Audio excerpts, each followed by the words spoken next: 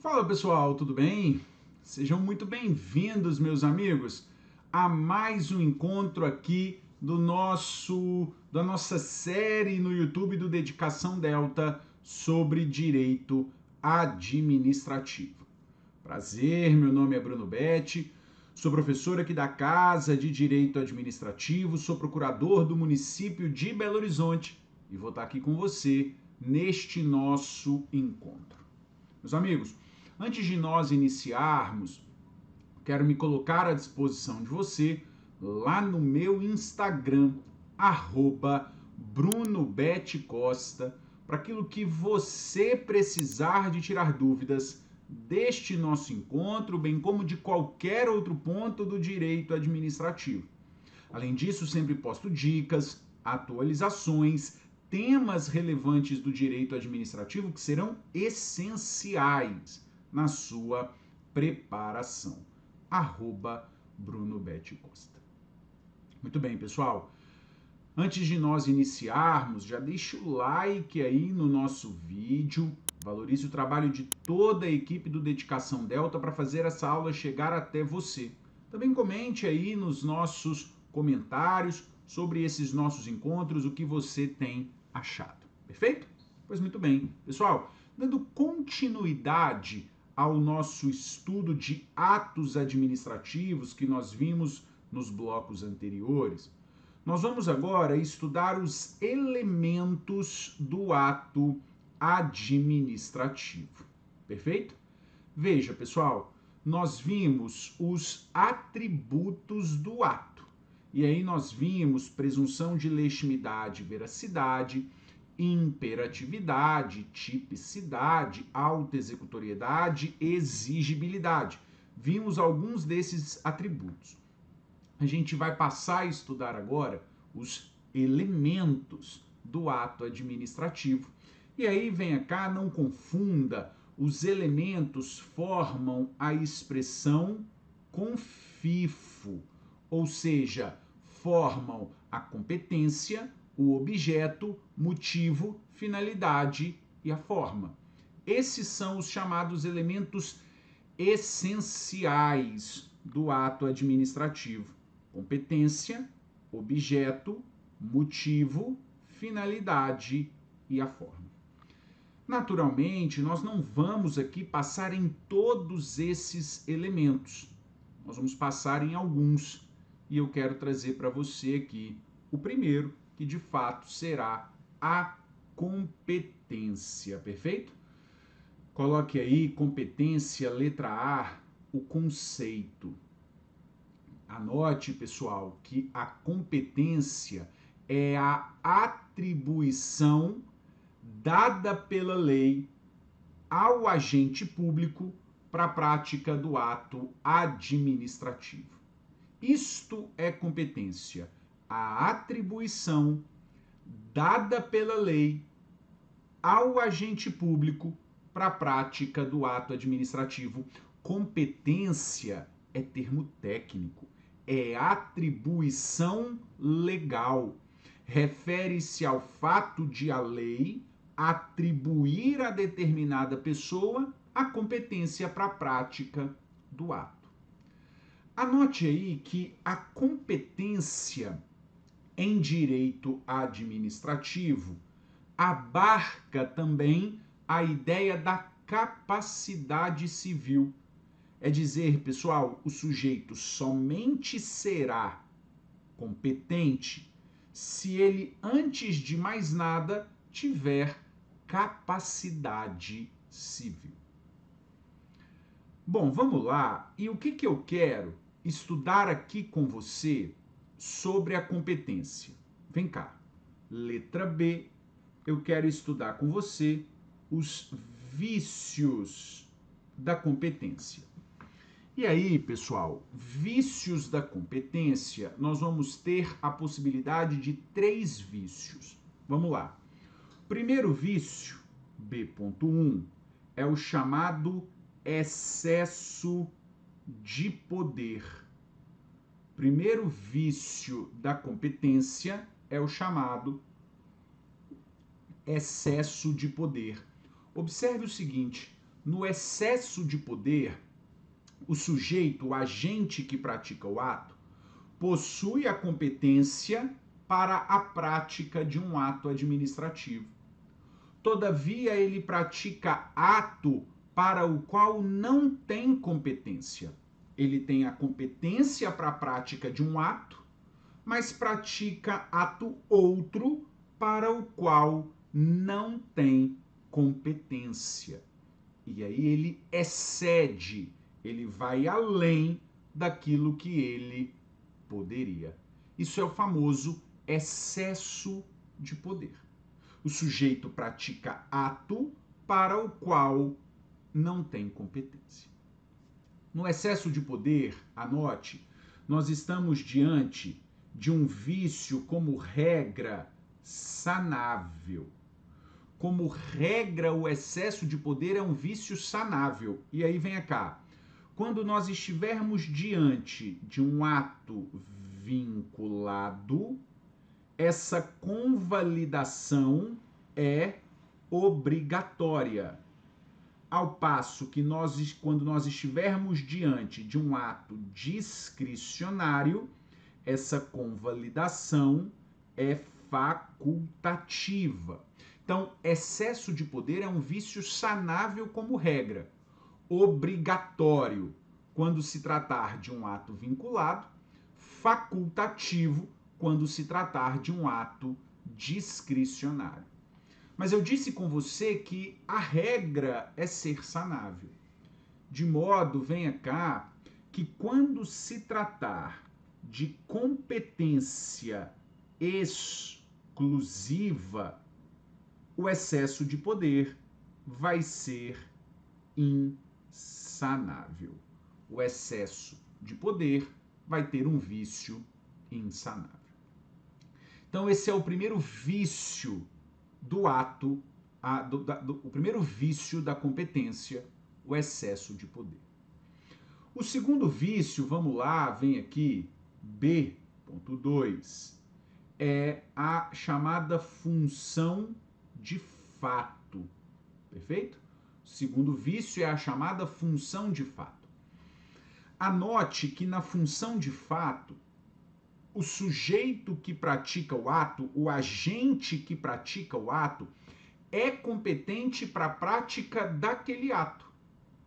Porém, há uma irregularidade na investidura. Na função de fato, o agente que pratica o ato é competente para a prática daquele ato. Todavia, há uma irregularidade na investidura. Pessoal, é dizer, o sujeito pratica o ato, tem a competência para a prática daquele ato, mas ele, por exemplo, é um servidor efetivo que tem 76 anos. E servidor efetivo com 76 anos não poderia mais estar trabalhando, ele deveria estar aposentado. Há uma irregularidade na investidura. O ato ele possui a competência, mas há uma irregularidade. Perceba que no vício função de fato, o ato é válido, perante o terceiro de boa fé. O ato é válido perante o terceiro de boa fé. Perfeito? E o terceiro vício da competência, venha cá, B.3, é a usurpação de função pública. É a usurpação de função pública. Ora, pessoal, perceba. Na usurpação de função pública, o sujeito que pratica o ato não é agente público. Na usurpação de função, o sujeito que pratica o ato não é agente público. Ele sequer tem competência, ele não tem investidura num cargo para a prática do ato, mas vai praticar atos administrativos. De modo que na usurpação de função pública eu estou falando de um crime. nos termos, salvo engano, do artigo 328 do Código Penal, 328 e 329, dentro da margem de erro aí, um desses dois dispositivos consagram o conceito de usurpação de função. É um conceito que é crime. Venha cá, perceba que na usurpação de função pública, o ato não é válido nem inválido. O ato é inexistente, perfeito? O ato não é válido nem inválido. O ato é inexistente, porque eu estou diante de uma conduta criminosa. Bom, vamos lá. Vamos para o terceiro ponto da competência, em que nós vamos estudar, venha cá, letra C, a avocação e a delegação. E, basicamente, a gente vai estudar os artigos 11 a 17 da Lei 9784 de 99. Avocação e delegação, artigos 11 a 17 da Lei 9784 de 99. Bom, anote para mim, venha cá, que acima de tudo, a competência é irrenunciável. Perfeito?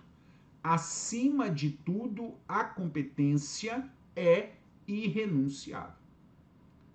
Embora seja irrenunciável, é possível que haja a avocação, é possível que haja a delegação. Bom, venha cá. A avocação, vamos começar por ela, que é a mais fácil. A avocação é o ato em que uma autoridade, na verdade, é o ato em que o superior hierárquico chama para si a atribuição do seu subordinado. Isto é a avocação.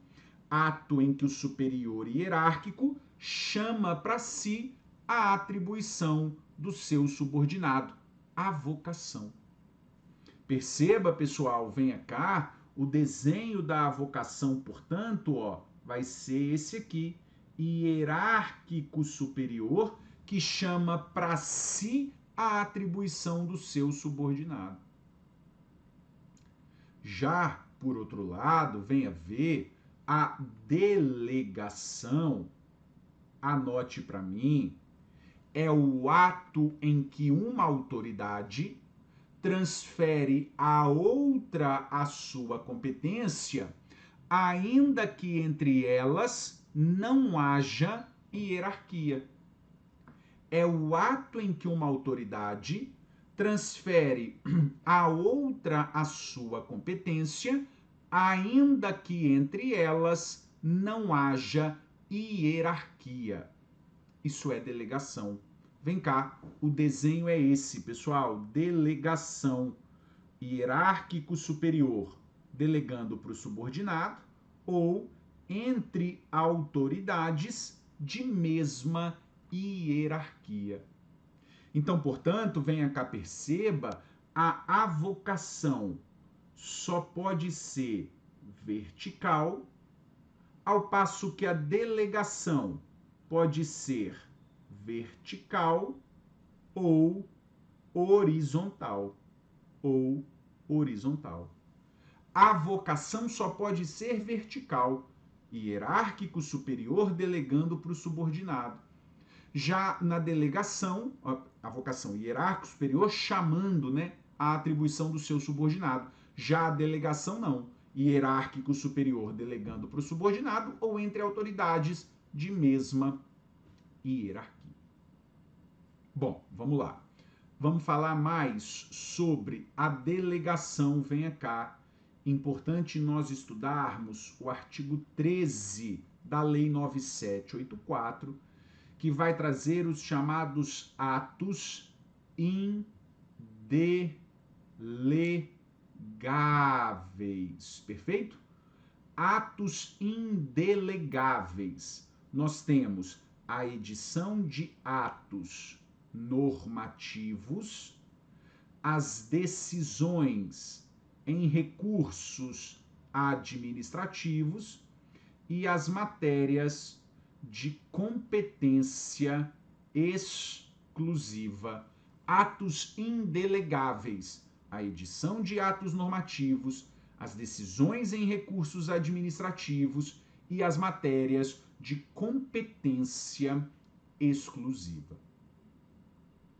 Ainda veja, pessoal, importante nós passarmos no artigo 14, notadamente no seu parágrafo 3º e, consequentemente, na súmula 510 do Supremo Tribunal Federal.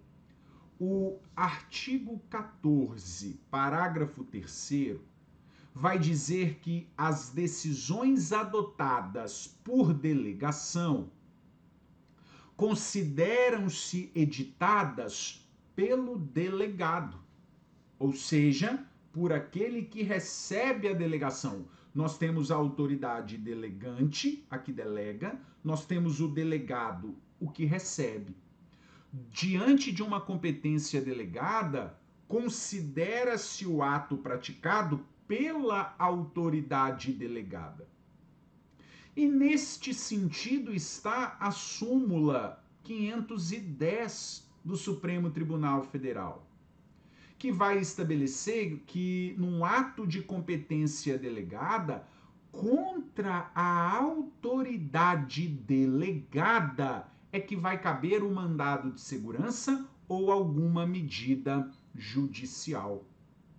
Contra a autoridade delegada é que vai caber o mandado de segurança ou uma medida judicial. Contra a autoridade que recebe a delegação. Pois muito bem, meus amigos, essa é a competência. Seguindo com você, eu quero trazer agora, especificamente, só para finalizarmos ainda a competência, quero trazer o artigo 17 da Lei 9784, que vai dizer o seguinte: diante de uma ausência, diante de uma omissão da lei para definir quem é a autoridade competente, será competente a autoridade de menor grau hierárquico. Diante de uma ausência de definição da lei acerca quem é a autoridade competente, será competente a autoridade de menor grau hierárquico, exatamente para permitir a possibilidade de recursos. Muito bem. Nós vamos seguir e vamos chegar no segundo elemento. Nós vamos chegar no motivo do ato administrativo. E no motivo, pessoal, coloque aí para mim, letra A, o conceito. Coloque, anote que o motivo são as razões de fato e de direito que ensejaram a prática do ato administrativo. Isso é motivo. Motivo são as razões de fato e de direito que ensejaram a prática do ato administrativo. Motivo é o elemento do ato administrativo. Grave isso. Razões de fato e de direito que ensejaram a prática do ato. Porque perceba, vou conversar com você aqui na letra B, os vícios do motivo. E o motivo estará viciado quando ele for falso ou inexistente. Motivo falso ou inexistente. O motivo será viciado. E digo mais, venha cá, quando o motivo for falso ou inexistente, nós estamos diante de um ato nulo. Portanto, diante de um vício insanável. Nós estamos diante de um ato nulo, Portanto, diante de um vício insanável, não é passível de convalidação. E quando a gente estuda os vícios do motivo, venha cá, a gente precisa estudar a chamada teoria, eu vou colocar assim, ó, a chamada teoria dos motivos determinantes, a TMD, teoria dos motivos determinantes. Essa teoria vai dizer, pessoal, que os motivos que ensejaram a prática do ato administrativo, que os motivos que ensejaram a prática do ato administrativo determinam a sua validade. Os motivos que ensejaram a prática do ato administrativo determinam a sua validade. Portanto, se os motivos forem falsos ou inexistentes, nós estamos diante de um ato inválido, um ato nulo, insanável. Mas se nós estivermos diante de um motivo válido, verdadeiro, nós estaremos diante de um ato válido. Teoria dos motivos determinantes. Portanto, os motivos que ensejaram a prática do ato determinam a sua validade. De modo, venha cá, perceba na letra C que motivo é diferente de motivação. Motivo é motivo, motivação é motivação. Motivos são as razões de fato e de direito. E a motivação? Anota para mim, a motivação é a exposição dos motivos. A motivação é a exposição dos motivos. A motivação é a exposição das razões de fato e de direito. A motivação é a exposição das razões de fato e de direito. É a exposição dos motivos. Venha cá, a motivação está atrelada à forma do ato administrativo. A motivação está atrelada à forma do ato administrativo. E aí perceba que, como regra, o ato administrativo precisa ser motivado. A regra é essa, que o ato administrativo precisa ser motivado. Só que lembre, venha cá, em caráter de exceção, nós temos atos administrativos que não precisam de motivação. Veja, atos administrativos que não precisam da motivação. Veja, que atos são esses? A nomeação e a exoneração do cargo em comissão. Nomeação e exoneração de cargo em comissão não precisa de motivação. Preste atenção, eu até posso motivar, mas eu não preciso motivar. Eu posso, mas eu não preciso. Mas veja, se motivar, o motivo indicado, os motivos indicados passam a atrelar a validade do ato administrativo. Eu não preciso, mas eu posso. E se eu indicar os motivos indicados passam a atrelar a validade do ato administrativo. É dizer, pessoal, eu exonero um titular de cargo em comissão e no outro dia nomeio outro. Problema nenhum. O problema está quando eu exonero e digo, exonero porque eu não tenho verba para te pagar. Mas no outro dia, nomeio uma outra pessoa para o mesmo cargo para receber a mesma coisa. O motivo do ato anterior é falso, é inexistente, o que acarreta um ato nulo, com vício insanável. Perfeito? Bom, para fecharmos o motivo e fecharmos esse nosso encontro, veja, o direito brasileiro admite a chamada motivação aliunde. O direito brasileiro admite a chamada motivação aliunde, que é dar como motivos de um ato administrativo os fundamentos de um ato anterior. É dar como motivos de um ato administrativo os fundamentos de um ato anterior. Perfeito? Pois muito bem. Com isso eu encerro este nosso encontro, meus amigos. Deixem o like aí no nosso vídeo, comente no nosso vídeo e eu estou à disposição de vocês lá no meu Instagram, @BrunoBetCosta.